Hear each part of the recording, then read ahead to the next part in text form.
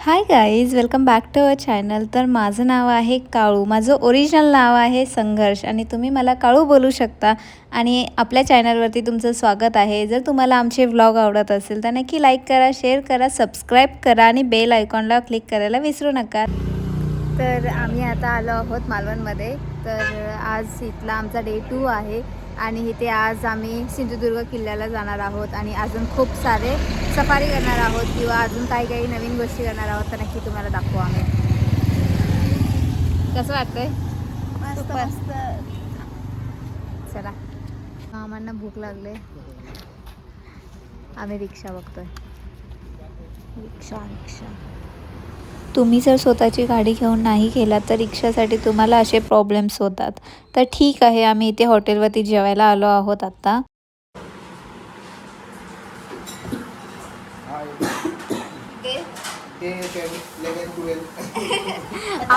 आम्ही डेज विसरून गेलोत. आता आम्ही जेवायला आलोय पंजाबी ढाबा. तुम्ही काय ऑर्डर केलं? व्हेज थाली. हम व्हेज वाले. ओ, ह्या आमच्याकडे येऊन व्हेज झाल्यात. स्पेशल व्हेज थाली. माझी पण स्पेशल व्हेज थाळी आणि हे दोघं जण नॉन व्हेज थाळी. स्पेशल नॉन व्हेज थाळी. तुम्ही जर मालवणमध्ये गेला तर इथे नक्की जावा. प्रॉपर पंजाबी थाली होती आणि भन्नाट अशी चव होती. तर नक्की ट्राय करा. त्यानंतर हे जवळच सिंधुदुर्ग किल्ल्याच्या बाहेरच हॉटेल आहे. तर तुम्ही नक्की तिथे कोणालाही विचारलं तरी तुम्हाला भेटू शकतं. इथून आता आपण सिंधुदुर्ग किल्ल्याला जाणार आहोत. इथे समोरच सिंधुदुर्ग किल्ला. थोड्या वेळातच आपण तिथे असू. इथे आम्ही टी शर्ट्स बघत आहोत, जसं की आय लव कोकण म्हणून असे होते. खूप छान छान होते, पण प्राईस रेंज देखील तितक्याच हाय होत्या.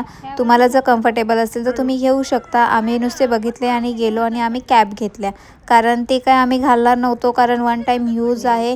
तुम्ही जर नंतरसुद्धा यूज करणार असाल तर तुम्ही घेऊ शकता तुमच्या आवडीनुसार. त्यानंतर तिथे समोरच पुढे गेल्याच्या नंतर आपण एंटर करतो सिंधुदुर्ग किल्ल्यावरती जाण्यासाठी. तर इथे आधी तिकीट काढायचं आहे. 50 ते 100 रुपये काहीतरी तिकीट आहे. ते काढल्यानंतर तुम्ही सरळ रांगेत लागायचं आहे आणि तिथून आपल्याला होडी आहे, होडीने आपल्याला जायचं आहे.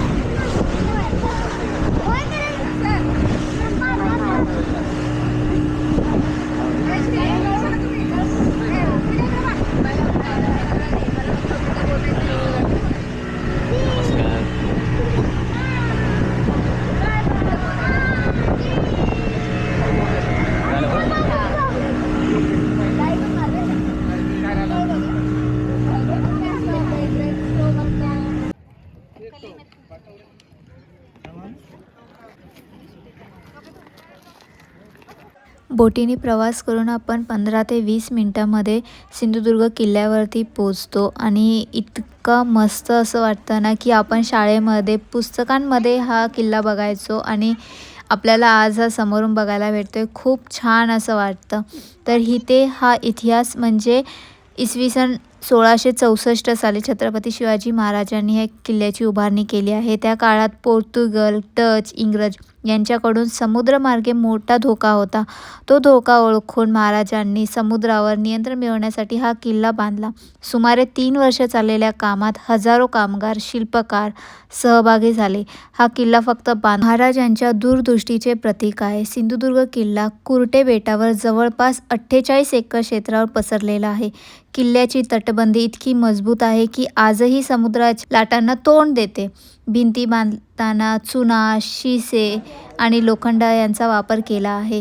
किल्ल्याचे प्रवेशद्वार असे बनवले आहेत की ते समोरून दिसतही नाही, म्हणून शत्रू गोंधळला जातो. हा किल्ला म्हणजेच लष्करी स्थापनशास्त्राचा उत्तम नमुना आहे. किल्ल्यातील सर्वात महत्त्वाचे स्थान म्हणजे श्री शिवराजेश्वरी मंदिर. येथे छत्रपती शिवाजी महाराजांचे मंदिर आहे, जे भारतात एकमेव आहे. या मंदिरात महाराजांच्या हाताचे व पायाचे ठसे आजही आपल्याला पाहायला मिळतात.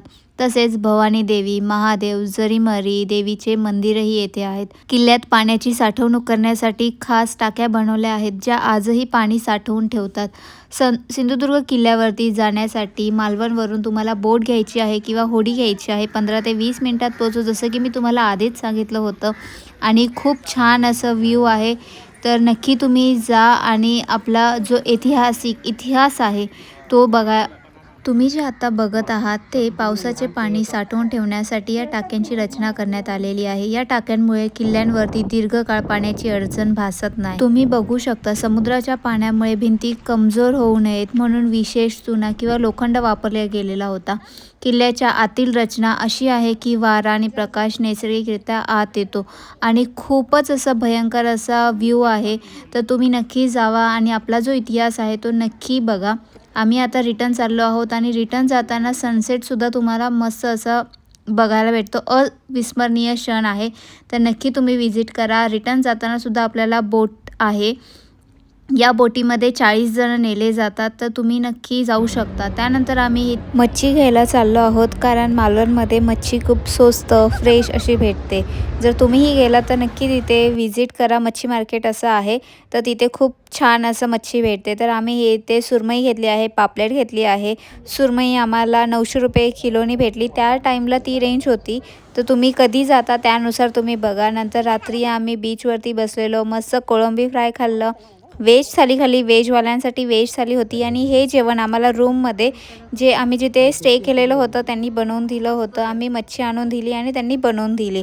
व्हेज थालीसुद्धा त्यांच्याकडूनच होती. जर तुम्हीसुद्धा असं स्टे करायला जाणार असेल तर मला नक्की सांगा. मी त्यांची डिटेल्स तुम्हाला देईल आणि तिथे मोस्टली ते लोक जेवण बनवून देतात.